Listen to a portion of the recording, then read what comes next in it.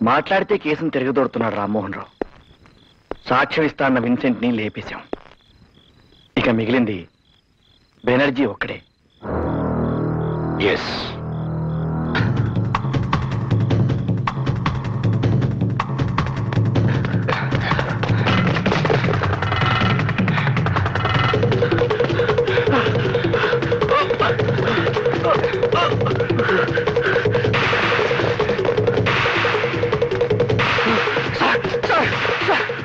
వాళ్ళు చంపాలని చూస్తున్నారు సార్.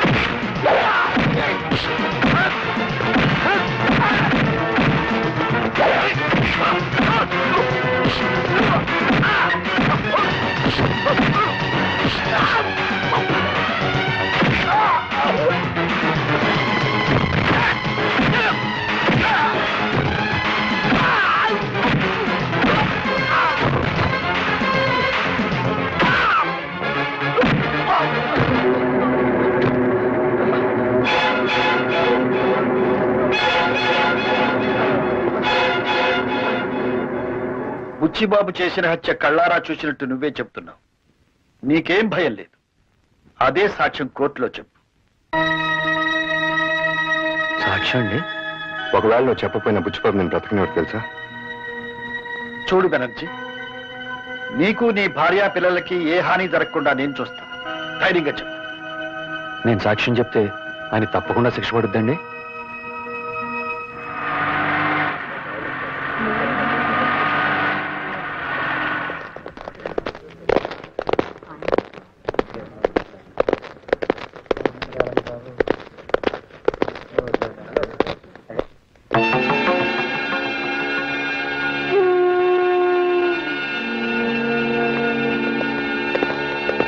అతని తరఫున రామ్మోహన్ రావు గారు కోర్టుకు పెట్టుకున్న అర్జీని మంజూరు చేస్తూ ప్రాసిక్యూషన్ తరఫున ఆయన వాదించడానికి యాజ్ ఏ స్పెషల్ కేసుగా కోర్టు పర్మిషన్ ఇస్తూ ఇతర సాక్షుల్ని ప్రవేశపెట్టడానికి అనుమతిస్తోంది.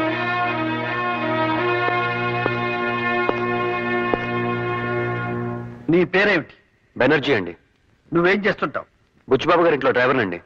విన్సెంట్ అనే అతను నీకు తెలుసా? తెలుసండి. చివరిసారిగా నువ్వు అతను ఎప్పుడు చూశావు? కిందటి శనివారం రాత్రి అండి. ఆ రోజు రాత్రి విన్సెంట్ హత్యని కళ్ళారా చూసిన నువ్వు ఆ హత్య ఎలా జరిగింది, ఎవరు చేశారు, కోర్టు వారికి చెప్పు. ఏంటండి? విన్సెంట్ హత్య?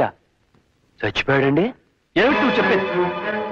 విన్సెంట్ ని బుచ్చిబాబు చంపడం కళ్ళారా చూశానని పోలీస్ స్టేషన్ లో నువ్వు రిపోర్ట్ ఇచ్చావు. మర్చిపోయావా? మీ చిన్న అబ్బాయి గారు మీరు అలా చెప్పపోతే నా పెళ్ళాం బిడ్డలు ప్రాణాలతో ఉండని బెదిరించారు కదండి సార్. మీరే నా పెళ్ళాం బిడ్డలు కాపాడాలి సార్. రామ్మోహన్ రావు గారు, అది కాదు your honour. Please cool down. జడ్జిగా మీకున్న పేరుని, మీ మీద కోర్టు వారికి ఉన్న గౌరవాన్ని దృష్టిలో పెట్టుకుని ఈ కేసు రీఓపెన్ చేయడం జరిగింది. కానీ మీరు అబద్ధ సాక్ష్యాలు సృష్టించడానికి ప్రయత్నించి తప్పు చేశారు.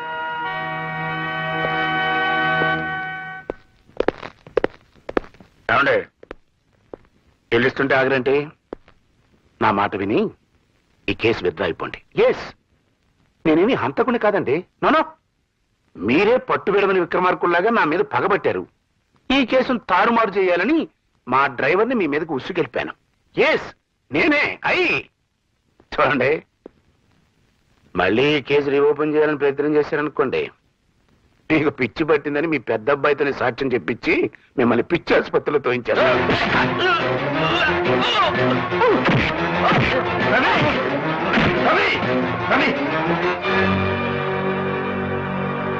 రవి, మనుషులు మృగాలతో గొడవ పడకూడదు.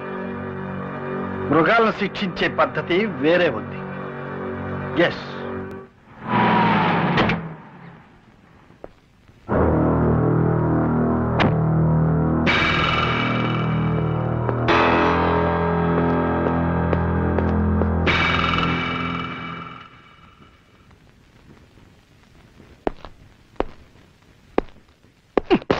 సారీ. All right. ఏమిటి మీరెందుకు వచ్చారు ఇక్కడికి? కంగారు పడక బుచ్చిబాబు, నన్ను ఎప్పుడు చూసినా అలా బెదిరిపోతావు ఎందుకు? నేను పెళ్లికి పిలవడానికి వచ్చాను. All right. ఎవరి పెళ్లి? నీది కాదు, సాయిరామ్ది. Very good. ఇది తెలివైన పని అంటే. చదివి చూడు, అసలు తెలివైన పని ఏంటో తెలుస్తుంది. సాయిరామ్తో మా అమ్మాయి పెళ్ళని కార్డు వేశారండి. అంటే మా అమ్మాయి ఎక్కడుందో మీకు తెలుసా? నువ్వు దాచిన చోట మాత్రం ఖచ్చితంగా లేదు. నిన్ను తప్పించుకుని మా దగ్గరకు చేరింది. మళ్ళీ నీకు కనపడకుండా ఎక్కడ దాచాలో అక్కడే దాచాం. ముందు వాళ్ళ పెళ్లి జరిపించి ఆ తర్వాత నీ కూతురుతోనే నీకు వ్యతిరేకంగా సాక్ష్యం చెప్పించి అప్పుడు నీ పెళ్లి నేనే దగ్గరుండి జరిపిస్తాను. అర్థమైందా? రా బాబు, ఏర్పాటు చేయాలి.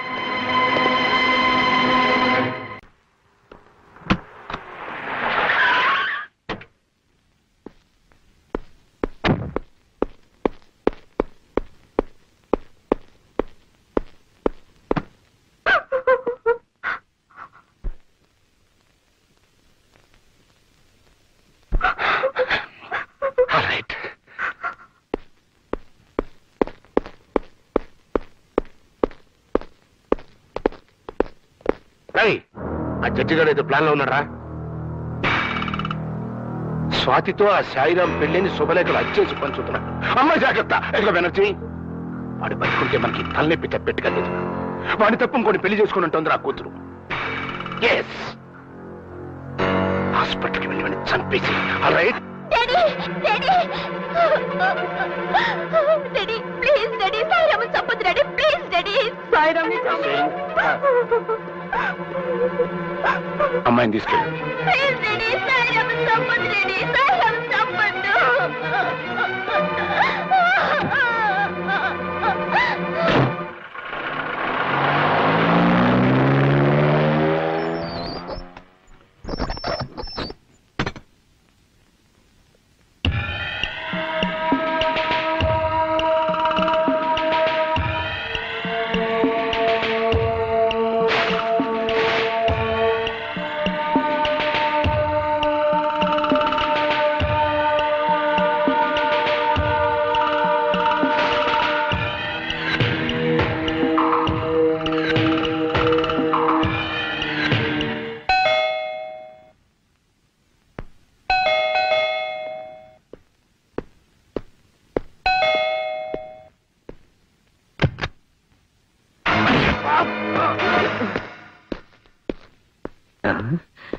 కోదివక కోనలో పుంజువక కోనలో పిన్నలేమో తల్లదిల్లు ప్రేమ.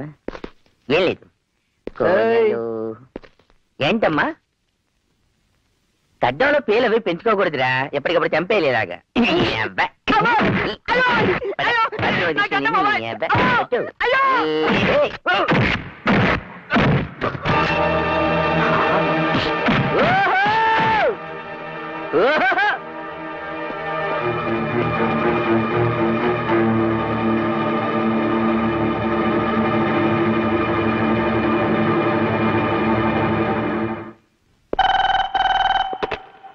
హలో, నా కూతుర్ని నేను దాచిన చోటు నుంచి ఎత్తుకుపోయాడు.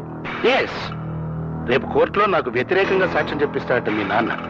అదే గనక జరిగితే కేసు నాతో ప్రారంభమై నీతో ముగుస్తుంది. ఎస్, పోస్ట్ మార్టం రిపోర్టు నువ్వు తారుమారు చేసిన దగ్గర నుంచి వెనక్కి రివైండ్ అయ్యి ఎస్ఐగా నువ్వు నా దగ్గర 10,000 లంచం తీసుకున్న దాంతో ఆగుతుంది. ఈ ఆపద నుంచి నేను నువ్వే కాపాడుకోవాలయ్యా. All right? No problem sir. మీ అమ్మాయిని మీకు అప్పగించే బాధ్యత నాది.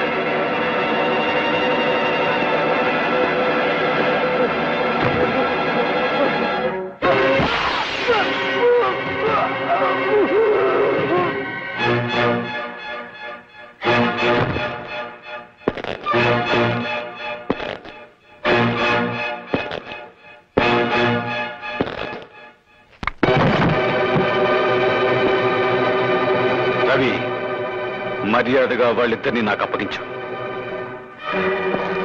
అప్పగించను. నీకే చెప్పేది. నాకేం చెప్పక్కర్లా, కోర్టులో చూసుకుందాం. ఏంట్రా కోర్టులో చూసుకునేది?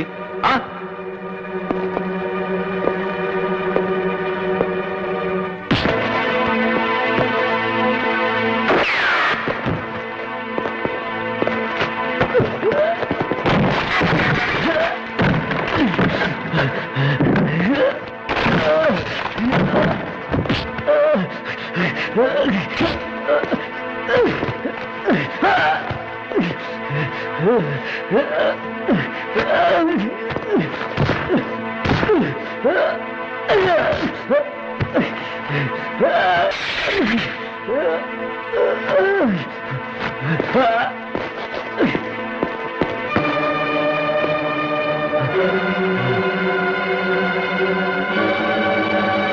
ఎటండి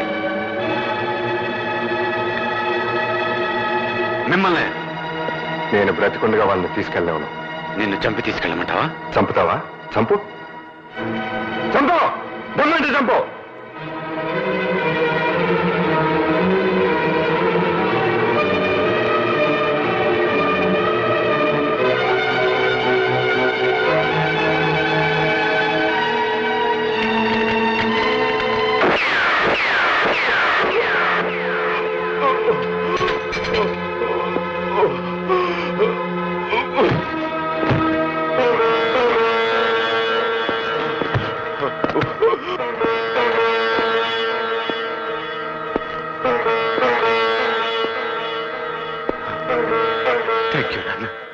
థ్యాంక్ యూ వెరీ మచ్ నాన్న.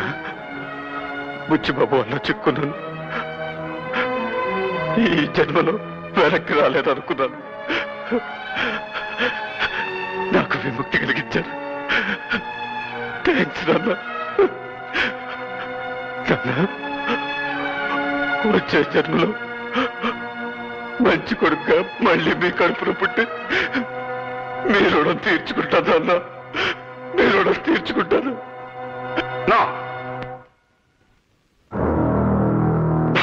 నాను, ఒక్క సాయిరామ్ గడి మర్డర్తో పోవాల్సింది ఎన్ని మర్డర్లు చేయాల్సి వస్తుందో. ఆల్ రైట్, ఏం చేస్తాం? నా పరువు కాపాడుకోవడం కోసం ఎన్ని మర్డర్లైనా చేస్తాను.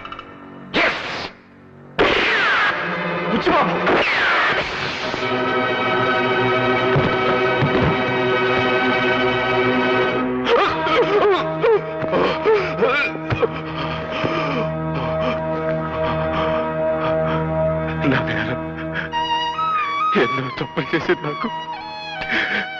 చివరి క్షణంలో ఈ మంచి పని చేశారన్న తృప్తి మిగిలింది. నాకది మధు మధు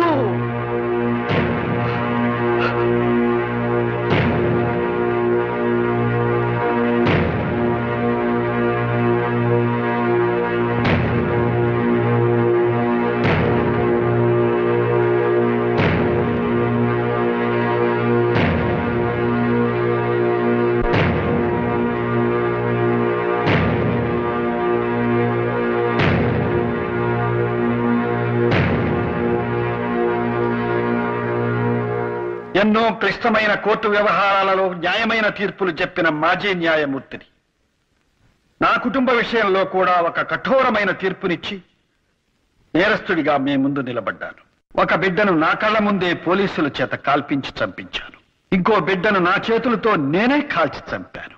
మరో బిడ్డ కళ్ళ ముందు నేనొక హంతకుడిగా అత్యధిక దండనకు గురి కాబోతున్నాను. ఇది నేను చేసిన నేరమా? నా బిడ్డలు చేసిన నేరాల ఫలితమా?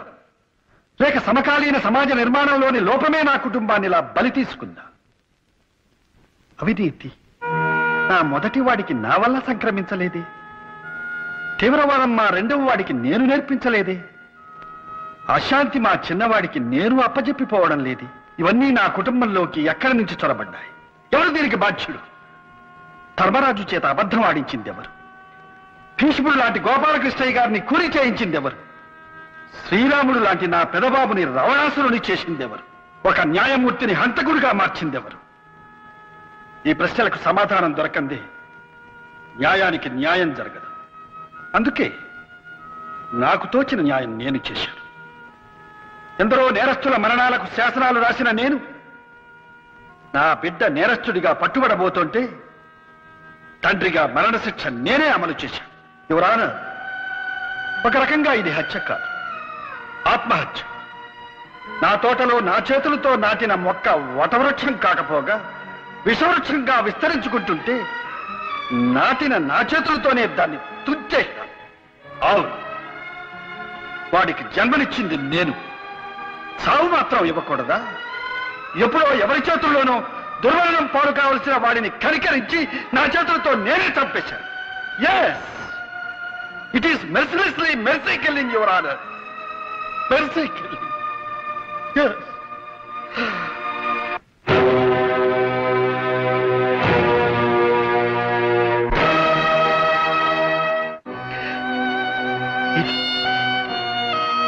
ఏ పుస్తకాలలోనూ ఉండకూడని తీర్పు, ఏ తండ్రి ఇవ్వకూడని తీర్పు, ఈ తండ్రికి పుత్రశోకాన్ని మాత్రమే మిగిల్చిన తీర్పు. యువరానా, ఒక్కసారి ఆలోచించండి, అందరూ ఆలోచించండి. కలుషితమైపోయిన ఈ వాతావరణంలో ఈ వ్యవస్థ ఇలాగే కొనసాగితే ప్రతి కొడుకు దుర్మార్గుడిగా మారే అవకాశం ఉంది.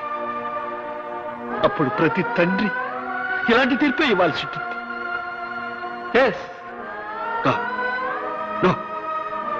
అది అలా కాకూడదు, అలా జరగకూడదు, అలా జరగనివ్వకూడదు.